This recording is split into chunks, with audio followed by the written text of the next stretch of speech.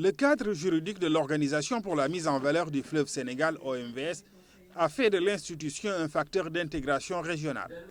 Le constat est fait par le think tank international Strategic Foresight Group.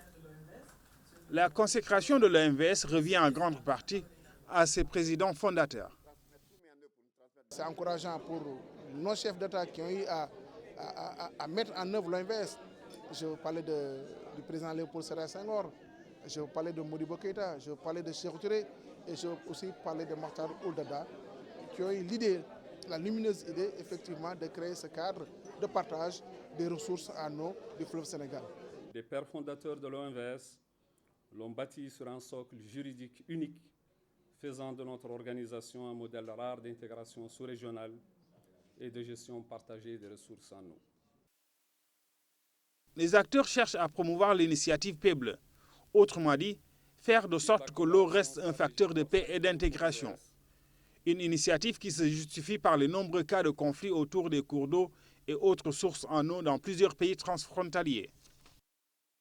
C'est l'adaptation permanente qui a permis de faire en sorte qu'aucun conflit majeur ne soit survenu grâce à la recherche du consensus à tout moment.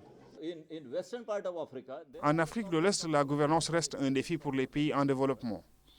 Et à l'échelle mondiale, il y a des conflits, il y a des problèmes de gouvernance aussi.